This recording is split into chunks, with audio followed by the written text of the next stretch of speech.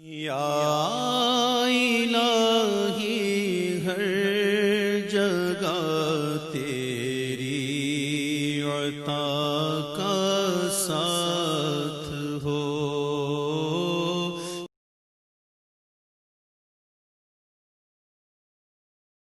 اعوذ باللہ من الشیطان الرجیم، بسم اللہ الرحمن الرحیم۔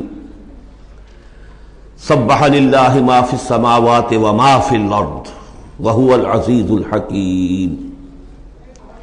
یا ایھا الذین آمنوا لم تقولون ما لا تفعلون کبر مقتا عند اللہ ان تقولوا ما لا تفعلون۔ ان اللہ یحب الذین یقاتلون فی سبیلہ صفا کأنہم بنیان مرصوص۔ صدق اللہ العظیم۔ رب اشرح لی صدری ویسر لی امری واحلل عقدۃ من لسانی یفقہوا قولی۔ اللہم ربنا الہمنا رشدنا واعذنا من شرور انفسنا۔ اللہم ارنا الحق حقا وارزقنا اتباعہ وارنا الباطل باطلا وارزقنا اجتنابہ۔ اللہم وفقنا لما تحب وترضى۔ اللہم ربنا آنس وحشتنا فی قبورنا وارحمنا بالقرآن العظیم۔ اللہم اجعلہ لنا اماما ونورا وہدا ورحمہ۔ اللہم ذکرنا منہ ما نسینا وعلمنا منہ ما جہلنا وارزقنا تلاوتہ آناء اللیل وآناء النہار واجعلہ لنا حجتا یا رب العالمین، آمین۔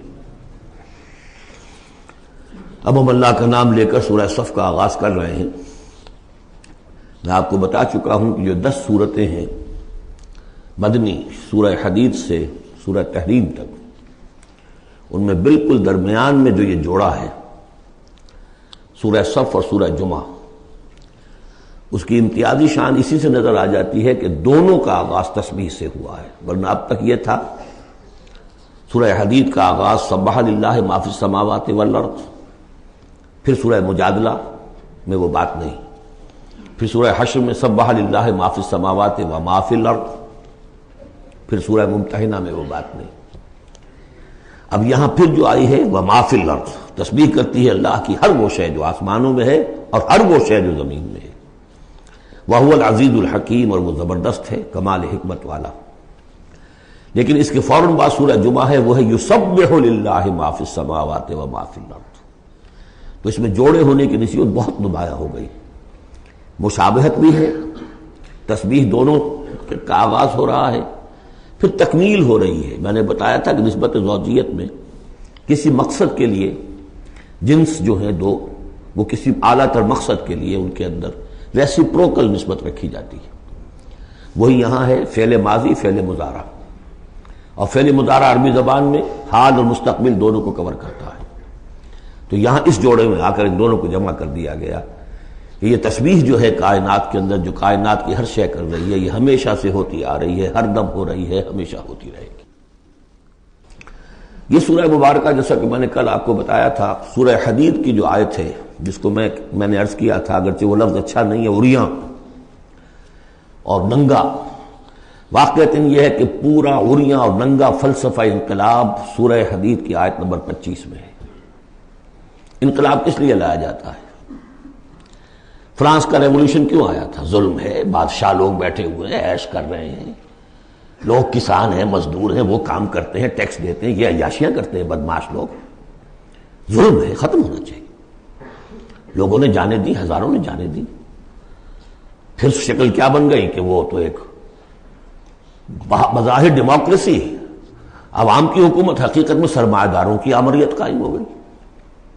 ظلم ہے، مزدور کارخانے کے اندر کام کر رہا ہے، اس کے بچہ جو ہے بھوکا مر رہا ہے، یا وہ اگر بیمار ہو گیا تو اس کی دوا نہیں ہے، اور اس کی محنت اور مزدوری سے جو عیش کر رہے ہیں، لال پری جو ہے ان کے شام کو جو ہوتی ہے، ان کے جام میں وہ کیا ہوتی ہے، علامہ اقبال نے کس قدر تلخ حقیقت کہی ہے۔ یہ کیا ہے؟ مزدور، خواجہ از خونے رگے مزدور سازد لال ناب۔ یہ سرمایہ دار جو ہیں، یہ مزدوروں کے رگوں کی خون جو ہے سرخ، اس سے کشید کر کے اپنی وہ لال پری جو ہے شام کو پیتے ہیں بیٹھ کر۔ انقلاب ہے، انقلاب ہے، انقلاب۔ نتیجہ یہ ہوا کہ بولشوک ریولوشن آیا، پھر مصیبت، اب ایک پارٹی ڈکٹیٹرشپ قائم ہو گئی، آسمان سے گرے کھجور میں اٹکے، کھجور سے گرے کسی کھائی میں جا گرے۔ یہ سارا چکر کیوں ہو رہا ہے؟ ان سرچ آف جسٹس،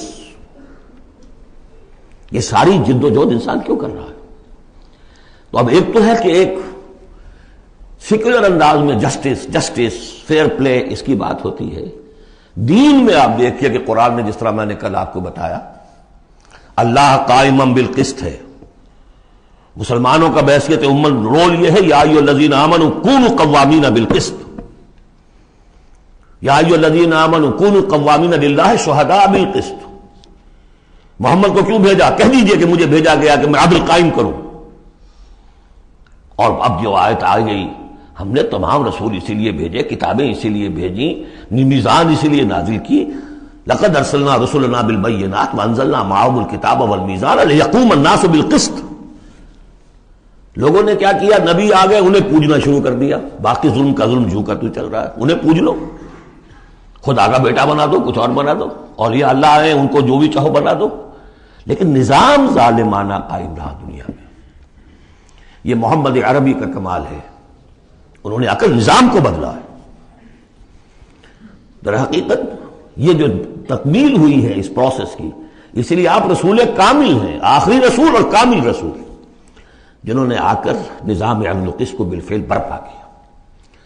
چنانچہ وہ جو ایک عام قانون آیا، پھر اس میں اتنی ننگی بات، لوہا استعمال ہو سکتا ہے، طاقت استعمال ہوگی ظلم کے خاتمے کے لیے، اور ان تمام جتنی بھی ناانصافیاں ہیں ان کو ختم کر دے۔ اگرچہ یہ لوہا کسی طریقے سے استعمال ہوگا، یہ لوہا خودکشی کے کام بھی آ سکتا ہے، خودکشی نہیں کرنی ہے، اس کے کچھ شرائط ہیں، اس کے ضوابط ہیں۔ پہلے کوئی طاقت فراہم کرو، پہلے کوئی نظریہ عام کرو، جو لوگ نظریہ قبول کر لیں انہیں جمع کرو، انہیں منظم کرو، انہیں ٹرین کرو، انہیں قوت بناؤ، پھر باطل سے ٹکراؤ۔ اگر ایسے کھڑے ہو جاؤ گے تو خودکشی ہو جائے گی، نعرہ مارا اور خودکشی ہوگی۔ بہرحال وہ جو ننگا انقلابی نظریہ ہے، وہ حضور کی شخصیت کے ضمن میں اس آیت میں آ کر اب وہ واحد کے صیغے میں آ گیا، هو الذی ارسل رسولہ بالہدی ودین الحق لیظہرہ علی الدین کلہ۔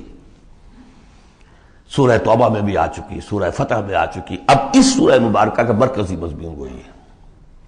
لیکن اس کے یوں سمجھ لیجئے کہ یہ اس کے 4 حصے کر لیجئے، 4 آیتیں، پھر 4 آیتیں، پھر 4 آیتیں۔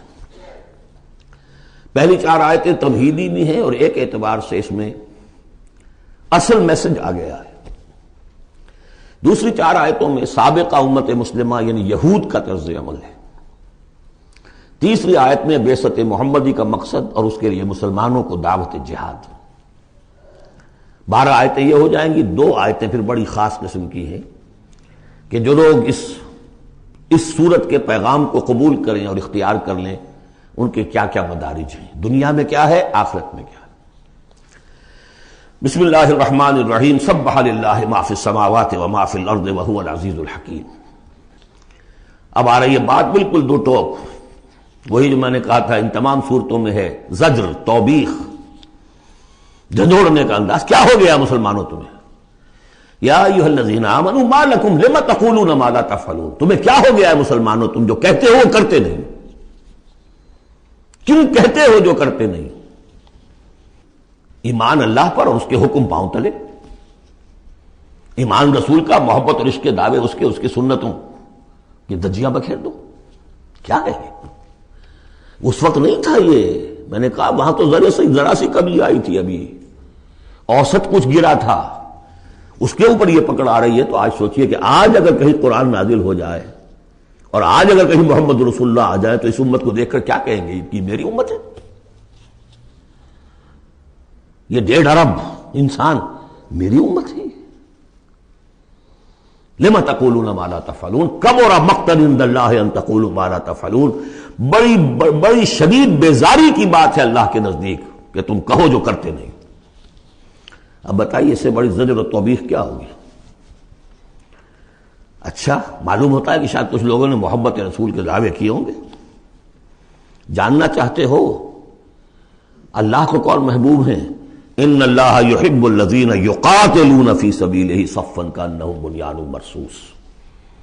اللہ کو تو محبوب ہیں اپنے وہ بندے جو صفیں باندھ کر، اور صفیں بھی ایسی بنیان مرصوص، آج کل کا تصور کیجئے ری انفورسڈ کانکریٹ والز جو بڑے بڑے ڈیمز کی بنائی جاتی، اس زمانے میں بھی تھا، چنائی کر کے پھر تانبا اس کے اندر جو ہے وہ پگھلا کر، جو ہم دیکھ آئے ہیں ذوالقرنین کے معاملے میں، آتونی افرق علیہ قطرہ، اب وہ جو ہے وہ فورٹیفائڈ ایسی صفیں۔ آج ایک صاحب نے توجہ دلائی، اسی کا عکس ہونا چاہیے ہماری جب نماز کے اندر صف بندی ہوتی ہے، کوئی خلا نہیں ہونا چاہیے۔ حضور نے فرمایا کہ شیطان کھڑا ہوتا ہے بیچ میں، پھر کندھے سے کندھا ملا ہونا چاہیے، لیکن ہمارے ہاں اس کا کوئی اہتمام نہیں ہوتا۔ ہمارے ہاں اہل حدیث حضرات کو اہتمام کرتے ہیں، لیکن یہ ہے کہ کندھے سے کندھا ملنا اور پاؤں کے محاذات ایک ہونے چاہیے، آگے پیچھے نہ ہو۔ بہرحال یہ ضرورت ہے اس کی، ائمہ کو بھی کرنی چاہیے کوئی نہ کوئی توجہ۔ تو یہ اصل میں سمم بونم ایک اصطلاح ہے فلسفے کی، کہ ہر فلسفہ اخلاق میں ایک تصور ہوتا ہے خیر اعلیٰ، the highest good, highest virtue کیا ہے۔ آپ ایک فلسفہ دیتے ہیں اخلاق کا، اس کی روح سے سب سے بڑی نیکی کون سی ہے، تو جان لیجئے اسلام میں سمم بونم، اسلام کے خیر اعلیٰ قتال فی سبیل اللہ ہے۔ ان اللہ یحب الذین یقاتلون فی سبیلہ صفا کانہم بنیان مرصوص۔ اب سوچ لو، دیکھ لو، سوچ سمجھ کر قدم رکھو، جس کو ہو جان و دل عزیز اس کی گلی میں جائے کیوں۔ اس راستے پر آنا ہے تو یہ سمم بونم ہے۔ یہ 4 آیتیں ہو گئیں تمہید کی، 4 آیتیں ہیں اب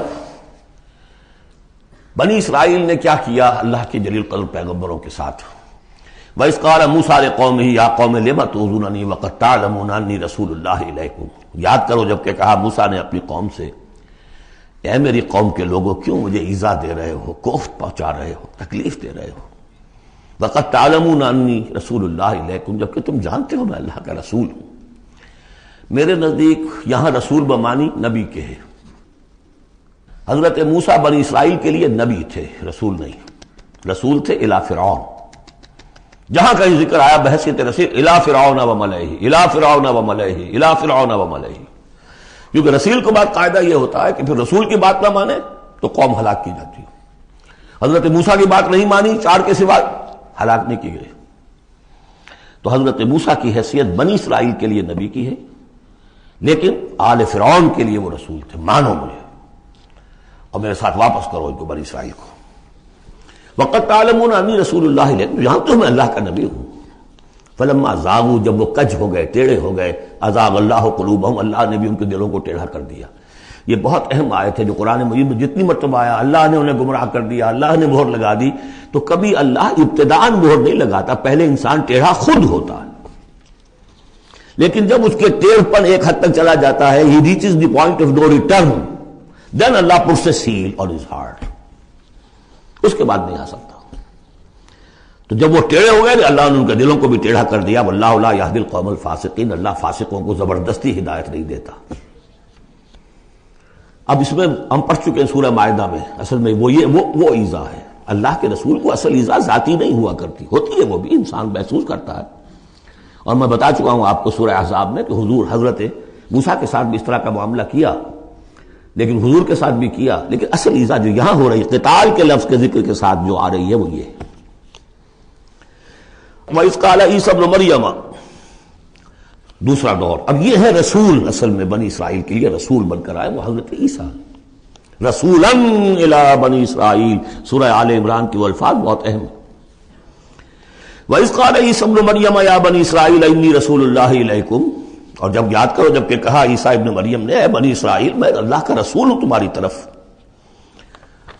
مصدقا لما بین یدی من التوراۃ، اور میں تصدیق کرتے ہوئے آیا ہوں اس کی جو میرے سامنے ہے تورات میں سے، ومبشرا برسول، اور بشارت دیتے آیا ہوں ایک رسول کی، یاتی من بعدی، جو میرے بعد آئیں گے، اسمہ احمد، جن کا نامی احمد ہے، صلی اللہ علیہ وسلم، احمد مجتبی۔ فلما جاءہم بالبینات، یہ وہی حضرت عیسیٰ کے بارے میں جب وہ آئے کھلی نشانیاں لے کر، معجزے لے کر، عظیم ترین معجزے لے کر، قالوا ھذا سحر مبین، انہوں نے کہہ دیا یہ تو سحر مبین ہے۔ ومن اظلم ممن افترا، اب یہ تیسرا دور ہے، اب محمد رسول اللہ آ گئے ہیں۔ صلی اللہ علیہ وسلم. اور وہ ہم پڑھا ہے سورہ بنی اسرائیل میں، عسیٰ ربکم ان یرحمکم وان عدتم عدنا. اے بنی اسرائیل، تم ہمارے لاڈلے تھے، اس میں کوئی شک نہیں، ہم نے تمہیں چنا تھا. اخترناہم علی علم، لیکن تم نے اپنی بد عملی کی وجہ سے اپنے آپ کو راندہ درگاہ بنا لیا، لیکن ہماری محبت اب بھی موجود ہے. عسیٰ ربکم ان یرحمکم، تمہارا رب اب بھی تمہیں رحم کرنے کے لیے تم پر تیار ہے. وَإِنْ عُدْتُمْ عُدْنَا، لیکن تمہارا طرز عمل وہی رہا جو پہلے تھا، تو ہم بھی وہی کچھ کریں گے جو ہم نے پہلے کیا، اسی طرح پٹوائیں گے تمہیں. نبوکدنضر سے پٹوایا اور گریک سے پٹوایا، اسیرین سے پٹوایا، رومن سے پٹوایا، اور اب اس صدی میں آ کر جرمن سے پٹوایا. 60 لاکھ 6 ملین، واللہ اعلم. بہرحال اب تیسرا دور آیا، وَمَنْ أَظْلَمُ مِمَّنِ افْتَرَىٰ عَلَى اللَّهِ الْكَذِبَ، اس سے بڑھ کر ظالم کون ہوگا جو اللہ پر جھوٹ تلاسے. وَهُوَ يُدْعَىٰ إِلَى الْإِسْلَامِ، پلایا جا رہا اسلام کی طرف. اب محمد رسول اللہ انہیں دعوت دے رہے ہیں. وَاللَّهُ لَا يَهْدِي الْقَوْمَ الظَّالِمِينَ، اللہ ایسے ظالموں کو زبردستی ہدایت نہیں دیتا. عسیٰ ربکم ان یرحمکم، لیکن اس کے بعد فرما دیا اگلی آیت میں، ان ھذا القرآن یہدی للتی ہی اقوم، یہ قرآن ہے، شاہدرا ہے، ہماری رحمت کا شاہدرا قرآن حکیم ہے. داخل ہونا ہے، آؤ داخل ہو جاؤ. اب حضور کے ساتھ جو کچھ کر رہے تھے اس کا کلائمیکس یہ تیسری آیت ہے. یریدون لیطفئوا نور اللہ بافواہہم، وہ تلے ہوئے ہیں کہ اللہ کے نور کو اپنی منہ کی پھونکوں سے بجھا کر رہے ہیں. یہ خاص یہود کے بارے میں ہے یہ آیت، اچھی طرح سمجھ لیجئے. اور اس کا کلائمیکس اب آ رہا ہے، اب آ رہا ہے. The final showdown is going to come now and not very far off, very soon. Armageddon اسے کہہ لیں. یہود پوری طریقے سے پوری عیسائی دنیا کو اپنے تسلط میں لا چکے ہیں، اور جو کچھ ہونے والا ہے الملحمۃ العظمیٰ جسے حضور نے قرار دیا ہے، عظیم ترین جنگ. اور آرمگڈون یہ ان کی کرسچین جو ان کی ہے اصطلاحات، ان میں وہ آرمگڈون ہے. بہرحال وہ تو ابھی آئے گا، ابھی تک تو ہم پڑھ رہے ہیں جو اس وقت ہو رہا تھا. ان میں جرت نہیں تھی، وہ سامنے آ کر مقابلہ نہیں کرتے تھے. وہ ہم پڑھ چکے ہیں سورہ حشر میں، کبھی بھی سامنے آ کر مقابلہ نہیں کریں گے، منہ کی پھونکوں سے بجھاتے ہیں دور دور سے. یہ استعارہ ہے کہ سامنے آ کے مقابلہ نہیں کرتے، سازشیں کرتے ہیں. منہ سے تو آدمی بات ہی کرتا ہے نا، سازشیں کر کے اس کو ابھارو، اس کو لے آؤ، اس سے حملہ کروا دو، قریش کو لے آؤ، فلاں کو لے آؤ. ان میں دم نہیں ہے. اسی کو کہا ہے مولانا ظفر علی خان نے، نور خدا ہے کفر کی حرکت پہ خندہ زن، پھونکوں سے یہ چراغ بجھایا نہ جائے گا. یریدون لیطفئوا نور اللہ بافواہہم واللہ متم نورہ ولو کرہ الکافرون. اللہ اپنے نور کا اتمام فرما کر رہے گا، خواہ یہ کافروں کو کتنا ہی ناگوار ہو. یہ جو ہے آیت آئی ہے اس سے پہلے سورہ توبہ میں، یریدون ان یطفئوا نور اللہ بافواہہم ویابی اللہ الا ان یتم نورہ ولو کرہ الکافرون. اتنا سا فرق ہے، باقی آیت جو کی تو ہے. اب تیسرا حصہ ہے سورت کا. اب حضور کی بعثت کس لیے ہوئی؟ هو الذی ارسل رسولہ بالہدی ودین الحق لیظہرہ علی الدین کلہ. یہ خاص آیت میں آپ کو بتا چکا ہوں کہ انبیاء کی بعثت، رسولوں کی بعثت کے لیے بشیر، نذیر اور مذکر، مربی، معلم، یہ سارے الفاظ، شاہد، یہ سب مشترک ہیں. یہ صرف محمد رسول اللہ کے لیے ہے اور 3 دفعہ ہے. وہی ہے اللہ جس نے بھیجا اپنے رسول کو صلی اللہ علیہ وسلم الہدا، کامل ہدایت نامہ جو ان پر کامل ہو گیا، اور دین حق، وہ میزان جو دی گئی تھی تمام انبیاء کو، وہ میزان اب کامل ہو کر دین حق، سچا، مکمل، عادلانہ، مبنی بر عدل و قسط نظام زندگی ہے جو بن گیا. کس لیے بھیجا ہے؟ لیظہرہ، سے غالب کریں. یہ نہیں وہ پامال رہے اور 30 لاکھ لوگ حج کرتے رہے، بس اللہ اللہ خیر صلی اللہ. رہ گئی رسم اذاں روح بلالی نہ رہی، فلسفہ رہ گیا تلقین غزالی نہ رہی. یہ 30 لاکھ آدمی اگر کفن مانگ لیں اپنے سر سے تو دنیا میں انقلاب آ جائے گا نہ آ جائے. حج کریاؤ، رمضان کا عمرہ کراؤ، ریچولز، نیور ریچولز، حرام سے کمائی کرو اور عمرے کرو. هو الذی ارسل رسولہ بالہدی ودین الحق لیظہرہ علی الدین کلہ ولو کرہ المشرکون. مشرکوں کو تو یہ پسند نہیں ہوگا مشرک چاہیں گے توحید کا نظام قائم ہو جائے، اللہ کی حکومت پوری زندگی پہ قائم ہو جائے. اور مشرک کون ہے؟ مشرک صرف بت پرست نہیں ہے. سب سے بڑا مشرک وہ ہے جو کہ ہیومن سوورنٹی کا اعلان کر رہا ہے، وہ تو خدائی کا اعلان کر رہا ہے. بت پرست نے تو یہی سمجھا ہوگا یہ کوئی دیوی ہے، دیوتا ہے، کوئی ہماری سفارش کر دے گا. اس کے علاوہ وہ تو خدا بن رہے ہو تم کہ ہم حاکم ہیں. یہ دعویٰ تو نمرودیت کا دعویٰ ہے، یہ دعویٰ تو فرعونیت کا دعویٰ ہے. حاکم ہم ہیں. الیس لی ملک مصر وہذہ الانہار تجری من تحتی. فرق یہ ہے کہ وہ ایک شخص ہوتا تھا، اب پوری قوم ہے، بس اب کچھ بھی نہیں. وہ کبھی پسند نہیں کر سکتے. تصادم ہونا ناگزیر ہے، جہاد کرنا پڑے گا، کشمکش کرنی پڑے گی. اب وہ کون کریں گے؟ جو اللہ کو ماننے کا دعویٰ کرے اور رسول کو ماننے کا دعویٰ کرے. اگلی آیت پڑھ لیجئے. یا ایھا الذین آمنوا هل ادلکم علی تجارۃ تنجیکم من عذاب علیم. اے ایمان کے دعوے دارو، کیا میں تمہیں بتاؤں وہ تجارت جو تمہیں دردناک عذاب سے چھٹکارا دلا دے. تؤمنون باللہ ورسولہ وتجاہدون فی سبیل اللہ باموالکم وانفسکم. ایمان لاؤ اللہ پر جیسے کہ ایمان لانے کا حق ہے. سورہ نساء میں بھی پڑھ چکے ہم، یا ایھا الذین آمنوا آمنوا باللہ ورسولہ والکتاب الذی نزل علی رسولہ. سورہ حجرات میں ڈیفینیشن مومن کی یہی ہے، انما المؤمنون الذین آمنوا باللہ ورسولہ ثم لم یرتابوا وجاہدوا باموالہم وانفسہم فی سبیل اللہ. تؤمنون باللہ ورسولہ وتجاہدون فی سبیل اللہ باموالکم وانفسکم ذالکم خیر لکم ان کنتم تعلمون یغفر لکم ذنوبکم ویدخلکم جنات تجری من تحتہا الانہار.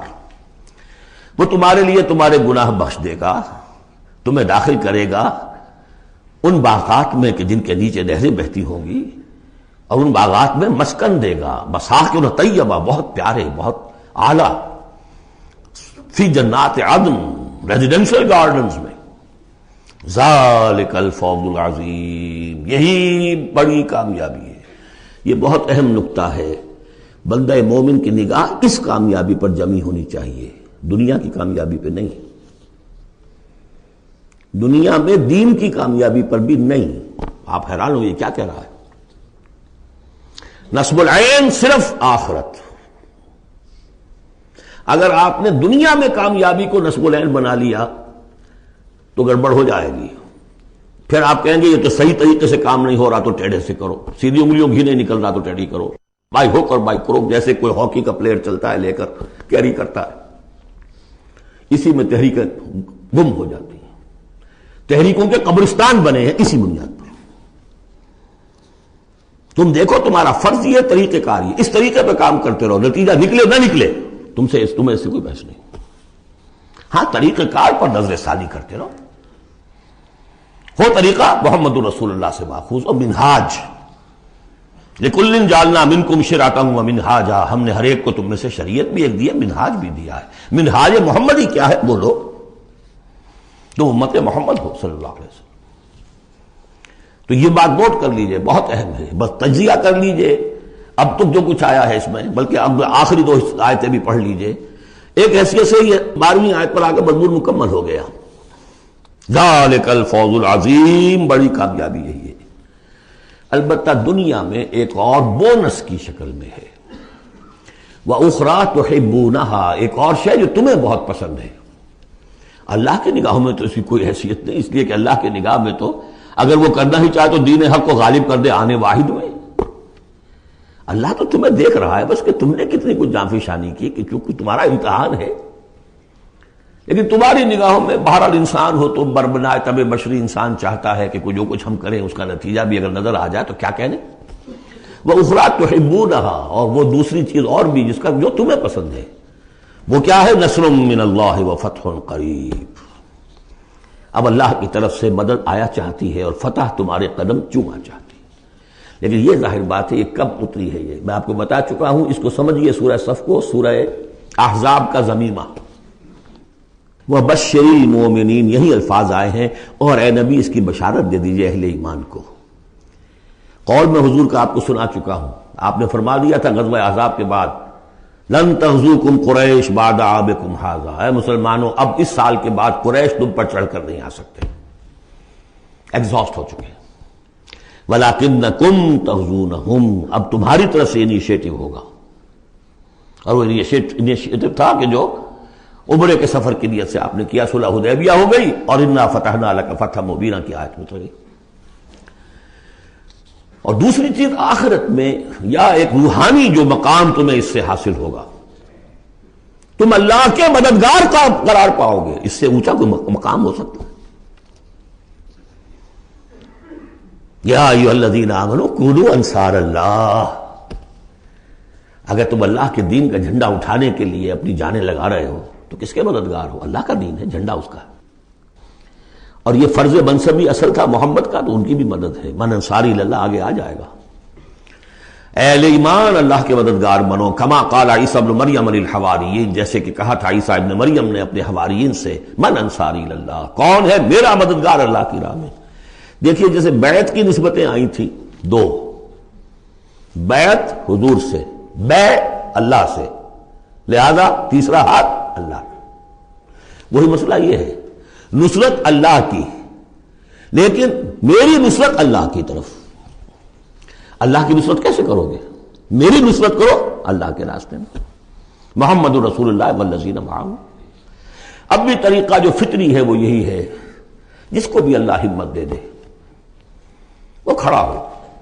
میں نے تو یکسو ہو کے فیصلہ کر لیا، میں نے تو اب اسی کے لیے جینا، اسی کے لیے مرنا ہے. آؤ بھائی کون میرے ساتھ آتا ہے؟ میں انصاری اللہ، میں تو چل رہا ہوں. کوئی ساتھی ملے گا تب بھی چلوں گا، نہیں ملے گا تب بھی چلوں گا. اب کون میرے ساتھ آتا ہے؟ من انصاری اللہ، جو ہاتھ میں ہاتھ دے اس کا ساتھی ہے. اذ قال عیسی ابن مریم للحواریین من انصاری اللہ قال الحواریون نحن انصار اللہ. اگرچہ وہ مددگار تھے حضرت عیسیٰ کے، حقیقت میں تھے اللہ کے، بظاہر عیسیٰ کے، حقیقت اللہ کے. فآمنت طائفۃ من بنی اسرائیل، تو بنی اسرائیل دو گروہ میں تقسیم ہو گئے، ایک وہ جو ایمان لے آیا اور ایک وہ جو کفر پر اڑا رہا. وکفرت طائفہ فأیدنا الذین آمنوا علی عدوہم، تو ہم نے مدد کی ان کی جو ایمان لائے تھے ان کے خلاف کہ جنہوں نے کفر کیا تھا، ان کے دشمنوں کے خلاف. فاصبحوا ظاہرین، بالآخر وہی کامیاب ہوئے. لیکن یہ کامیابی آسانی سے ہاتھ نہیں آئی تھی، اچھی طرح سمجھ لیجیے گا. 300 برس لگے ہیں حواریین مسیح کو، اور ان کے اصل پیروکار جو تھے حضرت مسیح کے، وہ سختیاں انہوں نے جھیلی ہیں. تاریخ انسانی میں اگر آپ لیں گے ایک مقدار کی حیثیت سے تو اتنی زیادہ قربانیاں شاید کسی نبی کے ساتھیوں نے نہیں دی. ایک ہے ایک چیز جو ہے وہ سمٹ کر آ گئی ہو تھوڑے سے وقت میں، وہ ہے حضور کا معاملہ، کہ حضور کا اور آپ کے ساتھیوں کا. لیکن جتنے طویل عرصے تک اور جس قدر شدید پرسیکیوشن، عام خیال یہی، اور میں بھی اس کا قائل ہوں، کہ سورہ یاسین میں جو ذکر ہے وہ جو 2 رسول بھیجے گئے اور پھر تیسرا بھیجا گیا، وہ اصل میں حواریین مسیح تھے. رسول کے رسول تھے، اللہ کے رسول نہیں تھے براہ راست. اسی طریقے سے آپ کو معلوم ہے جو پرسیکیوشنز ہوئی ہیں ان کی، جس طریقے سے انہیں ستایا گیا ہے. جو اصحاب الاخدود تھے وہ بھی عیسائی تھے، جن کو کہ یہودیوں نے جلایا، ابو نواس نے، وہ بھی عیسائی تھے، حضرت مسیح کے ماننے والے. اسی طریقے سے یہ 7 سلیپرز کون تھے جو جان بچا کر گئے تھے؟ یا اصحاب کہف، عیسائی تھے. رومی شہنشاہیت تھی، بت پرستوں کی شہنشاہیت تھی، اس میں جو کچھ پرسیکیوشن ہوئی ہے وہ تو 300 عیسوی میں پھر رومن امپائر نے عیسائیت قبول کی ہے. اس کے بعد سے پھر ظاہر بات ہے، چاہے عیسیٰ کو وہ صحیح طور پر مانتے ہیں، غلط طور پہ مانتے ہیں، عیسیٰ کے ماننے والے ہیں. ہو گیا وہ ایک انتہا کو نکل گئے، وہ دوسری انتہا کو نکل گئے. اور وہ لوگ کہہ رہے اللہ، لیکن مانتے تو ہیں نا، یہ انکار کرتے ہیں. تو ہمارے ہاں بھی کتنے ہی لوگ ہیں حضور کے رتبے کو جب نعتوں میں بیان کرنے آئیں گے اللہ سے کم چھوڑتے ہیں، اللہ سے اوپر بنا دیتے ہیں. اوتار کا عقیدہ تو میں آپ کو بتا چکا ہوں. وہی جو مصطفی عرش تھا خدا ہو کر اتر پڑا وہ مدینے میں مصطفیٰ ہو کر. مدینے کی مسجد میں ممبر کے اوپر بغیر عین کے ایک عرب ہم نے دیکھا. عرب میں سے عین نکال دے کیا رہ جائے گا؟ رب. کون ہے کہنے والا؟ یہ مسلمان، محمد کا امتی ہے. تو یہ جو انتہائیں ہوتی ہیں، غلو ہوتا ہے.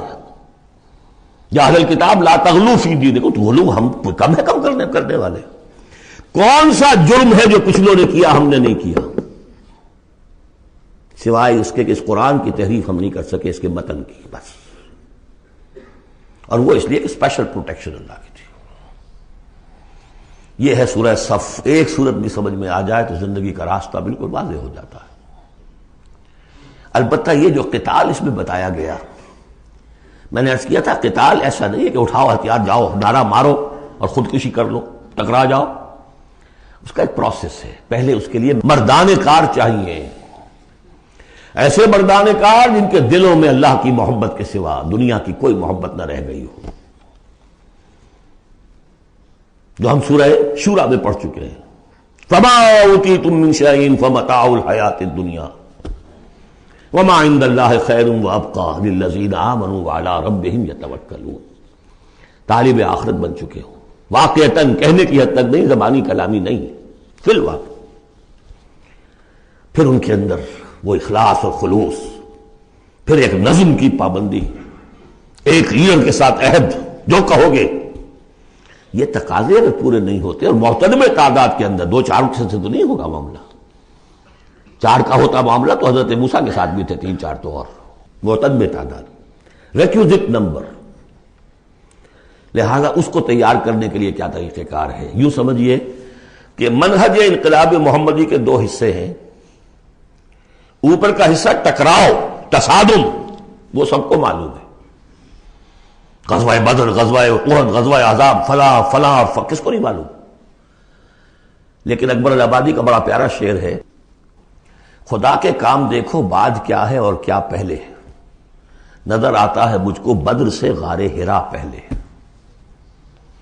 یہ غار حرا کی جو تنہائیاں تھیں، جو سوچ و بچار تھا، پھر اس نے 12 برس تک مکے میں جو دعوت، تبلیغ، تربیت، تزکیہ، تعلیم، تنظیم، یہ کام کیا ہے.